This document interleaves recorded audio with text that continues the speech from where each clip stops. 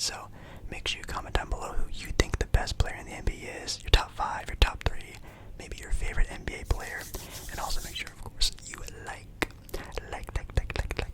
press that like button down below. Really helps out the channel so much. You guys have no idea. Liking the video is the best thing you guys can possibly do to show support. I think what I'm gonna do to make this video not feel like, a 2-hour long video is kind of group the players together. So maybe I'll do 10, 10, 10, 10, and just to sort of see who's in that group of 10, who deserves to be in, out, above, below each other. I think that'll make this video go a little bit quicker. So, with that being said, starting off the top 100 players in the NBA season for next year. It's Klay Thompson at number 100. Which is crazy because Klay Thompson at one point in time was known as the best guard, the best 2 guard in the entire NBA. Averaged last season 18 points, 3 rebounds, 2 assists, almost 40% from 3 in 77 games. Let's see who they have ranked above Klay Thompson here, though. His teammate, actually, Derek Lively. Not too bad, not too bad. I don't say I would disagree with that. Derek Lively is a defensive monster, and I think next year's definitely going to have a big leap and jump in productivity. Just last year, he was a rookie, and he already was a great contributing piece to a finals team. Anyways, let's go a little bit quicker now. 98, Colin Sexton. 97, we have Portland's own DeAndre Ayton. Interesting. Chris Middleton of the Milwaukee Bucks at 96. 95, RJ Barrett. Number 94, PJ Washington. All the Dallas players, it looks like. 93, Jalen Suggs. 92, Lou Dort. 91, 6th Man of the Year winner, Naz Reid. And at 90, Tobias Harris. Completely no offense to Tobias Harris. I think every single player mentioned I would rather have than Tobias Harris. Obviously Tobias Harris' stat line isn't the worst, 17 points, 6 assists, 35% shooting, 48% from the field. Definitely not a great defender, and still on a pretty big contract. I just still would not want to touch Tobias Harris with a 10-foot pole, in my opinion. Next, Nikola Vucevic. Nikola Vucevic here at number 89. 88, we have Jabari Smith Jr. Honestly, I think this list is for players going into next season. I don't think it's for the entire NBA season, because if you're putting Jabari Smith Jr. at 88, you're definitely ranking him based off of how he was last year going into next year. I'd rank him a lot higher if it was sort of like hindsighting next year and trying to predicting things, but it's not the worst if you're just trying to see how he's going to be for next year. 87, you have Anthony Simons. Okay. 86, we have Dante DiVincenzo. 85, we have Cam Thomas. 84, Malik Monk. 83, Jonathan Kuminga from the Golden State Warriors. 82, we have Keegan Murray. 81, Josh Hart. 80, Jeremy Grant. Interesting. Yeah. What in the world is this listing so far? Okay, so you have Malik Monk and Cam Thomas ranked above, and Dante DiVincenzo ranked above Anthony Simons. Wow. I don't think. Well, I think Cam Thomas does start. That is true. But Anthony Simons being, I know this isn't me being a Portland Glazer or anything like that, but dude, if you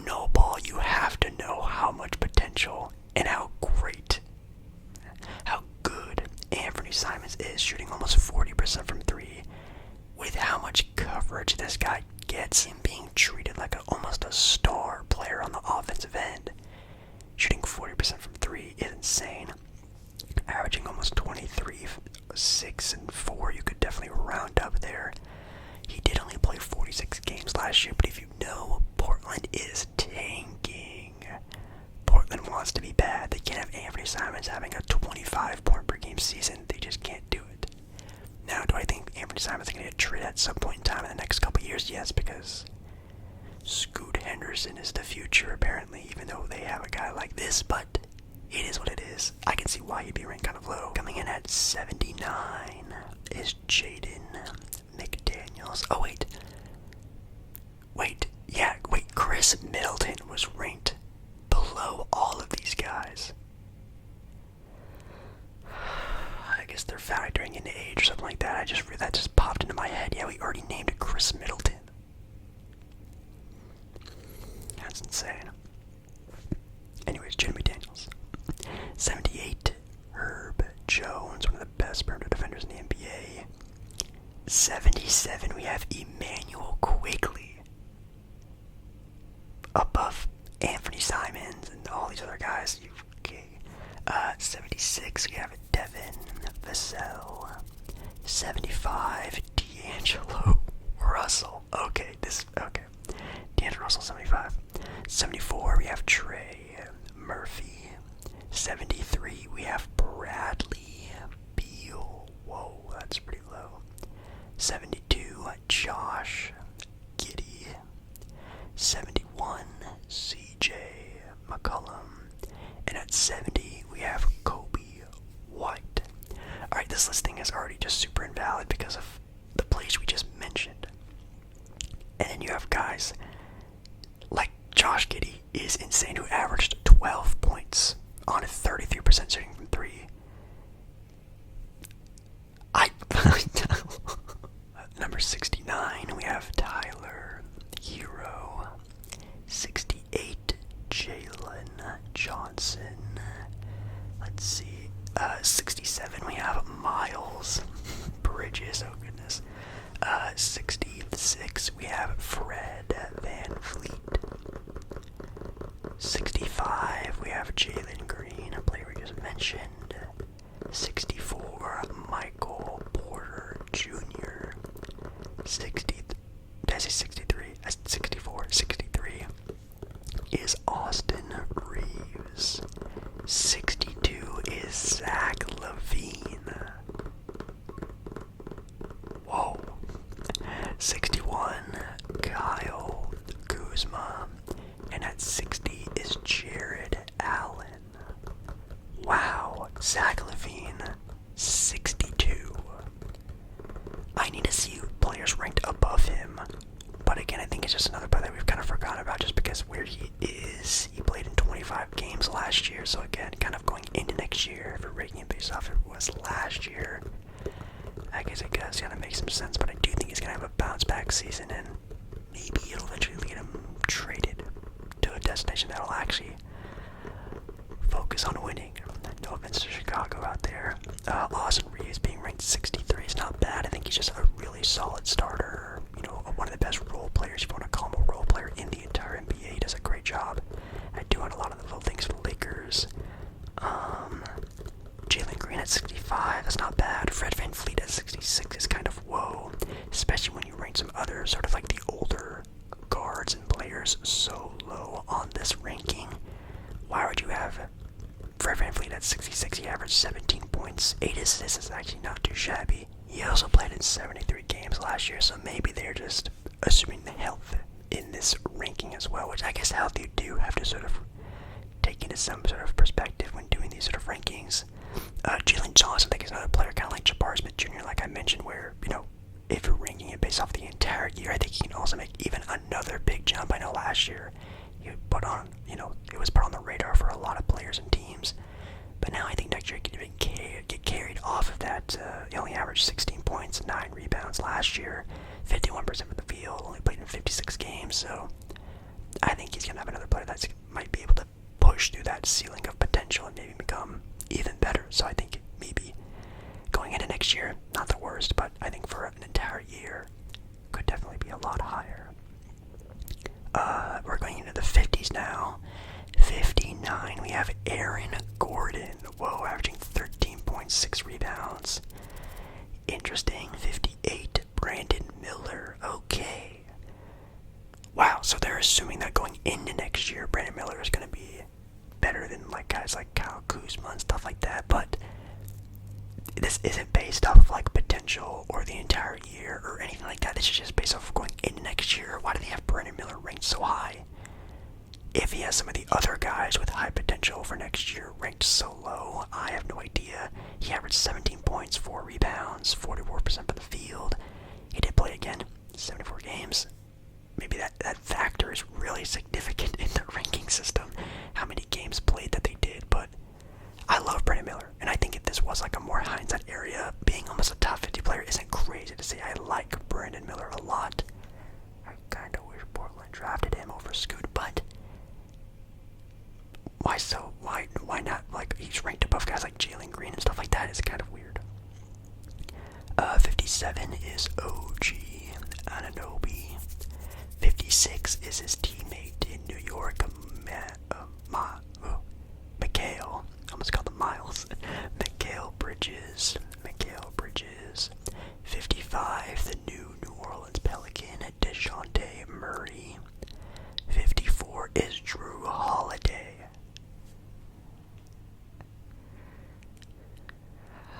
So low. 53 is Miles Turner, above Drew Holiday. 52, Darius Garland, above Drew Holiday. 51, Evan Mobley, above Drew Holiday.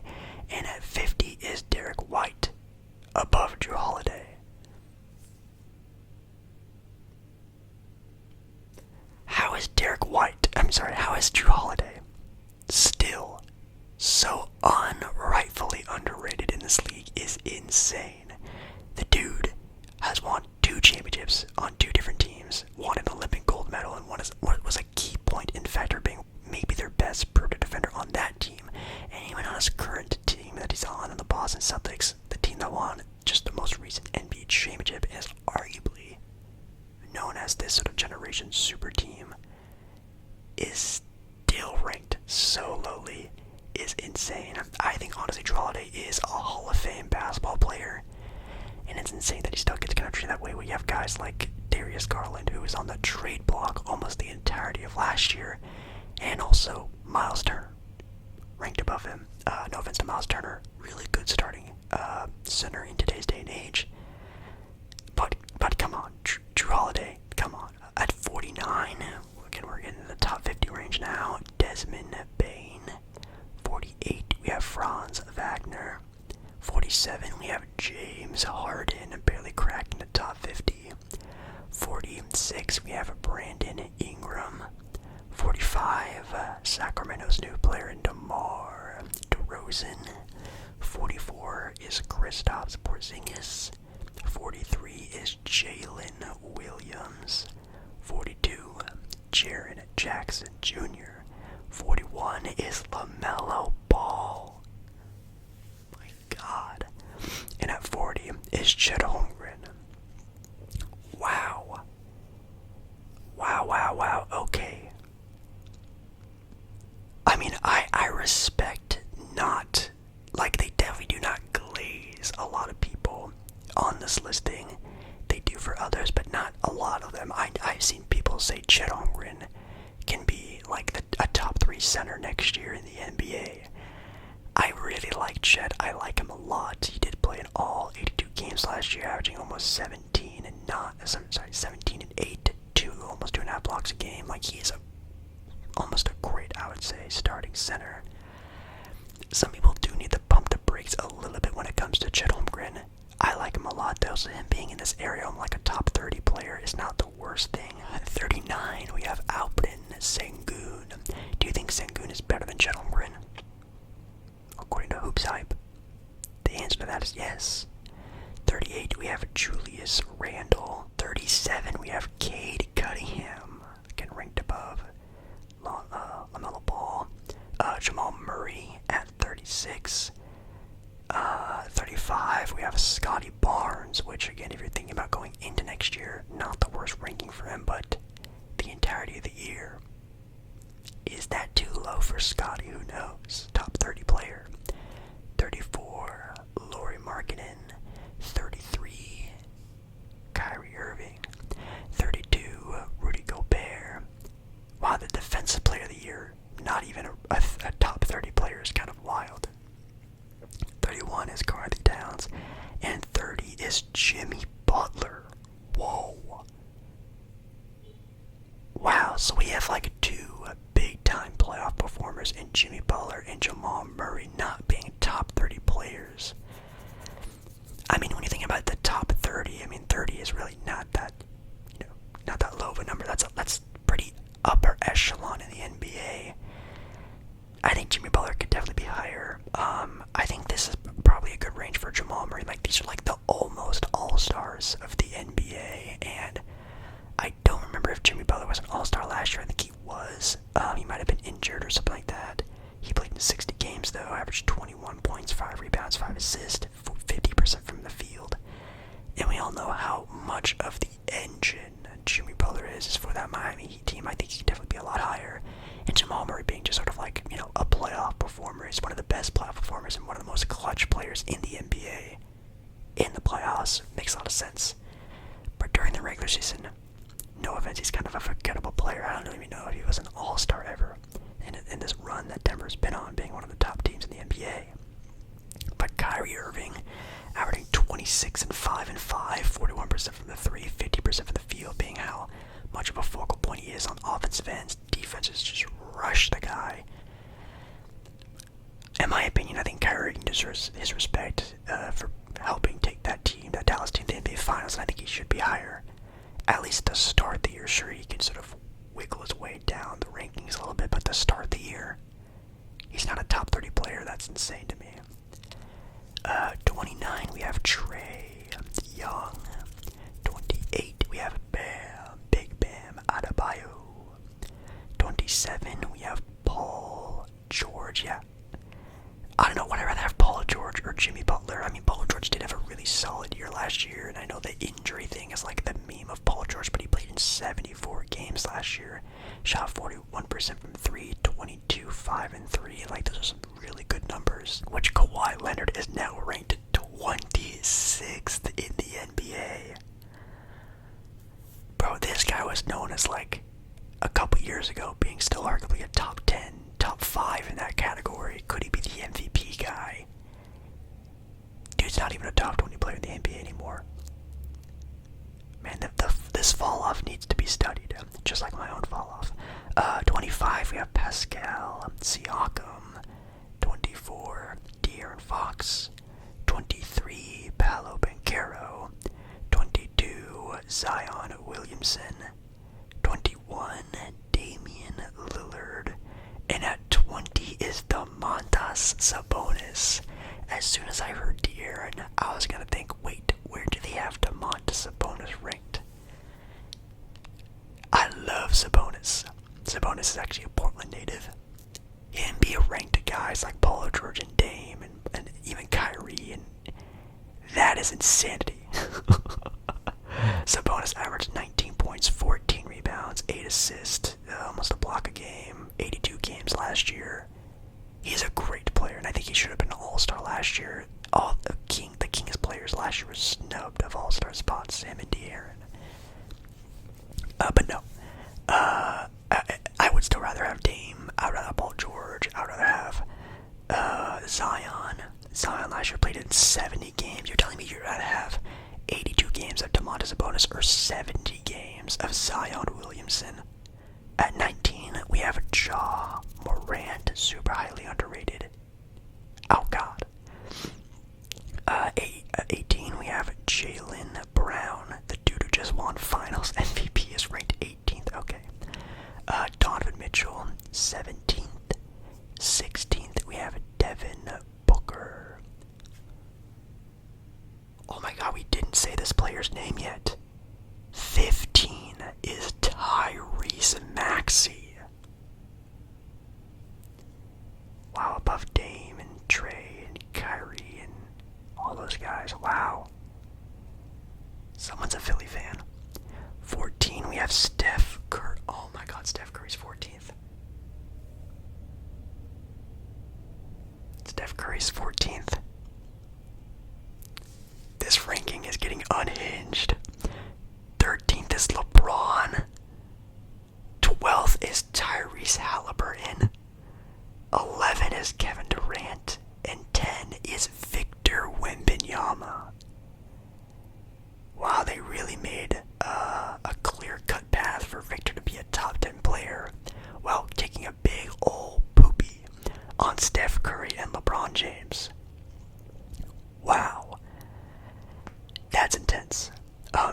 last year averaged 21 points, 10 rebounds, 4 assists, almost 4 blocks a game, played 71 games.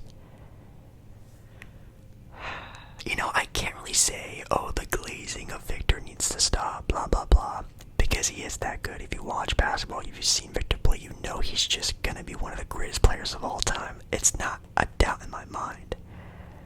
But, wow, being ranked above guys like LeBron and Steph already is wild. I think LeBron and Steph, even just the way they played the Olympics, show that they are still top 10 quality players. Now, maybe you want to take into account, oh, maybe they're going to take some sort of a step back because they already won a gold medal. Like, they're not going to care what happens this NBA season. But you can't hindsight that hard. Coming in at number 9, so again, top 10 now. Top 10's Victor. Anthony Davis is 9. Not bad. Jalen Brunson is 8. Okay, so not even just better than Steph, but significantly higher in the rankings than Steph Curry. 7th is Anthony Edwards. Whoa, Anthony Edwards is 7th. Jason Tatum is 6th. So again, 2 guys who are on the same team together. One of them won the Finals MVP, the Eastern Conference Finals MVP, and one has ranked almost doubled the spots than their teammate Jaylen Brown. What? 5, we have Joel Embiid. 4 is Giannis. And I'll save the top 3 for later, but 4 is Giannis. Oh, okay. I see who they have as the top 3 players, but whoa. Giannis getting booted out of being top 3 is insane. Sure, he had a pretty bad sort of ending to last season, being injured for the playoffs, and even when he did play, he just didn't look like he was the same guy.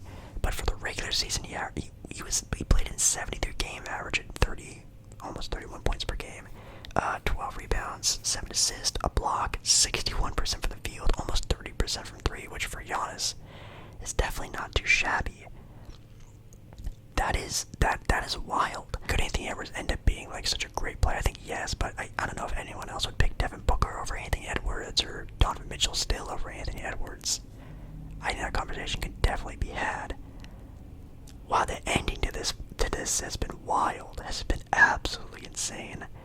But the top 3 players going into next season: Shai Gilgeous-Alexander. Number 2, Luka Doncic. Then number 1, you have Nikola Jokic still, which I still have yet to see an article or even any outlet having Nikola Jokic not number 1. I know he won last year's MVP. He took his, where's Vucevic from? I don't remember. He took his Olympic team to a pretty good spot in the Olympics that just went down. I think they won a medal. I think they medaled, if I can remember. He looked really good. Obviously last year, played in 79 games, 26 points, 12 rebounds, 9 assists. The do-it-all center for the Denver Nuggets. Sure, but Luka, 34 points, almost 10 assists, almost 10 rebounds, almost 50% from the field, 40% from 3, 70 games. Like, for how much this guy is just treated on the defensive end, and him still putting up such efficient stats is insane. That final run of this article was just a whirlwind, but hopefully you guys enjoy. Make sure you guys comment down below. Do you agree with this list? Do you have any things you guys want to say about where these guys are ranked? I know I definitely would. So make sure you comment down below maybe your own top 3, top 5 players, your own favorite player, and make sure you do like the video. I would also very much appreciate that. Thank you guys so much for watching. I love ya. And I'll see you again in another ASMR video very, very, very, very soon, right guys?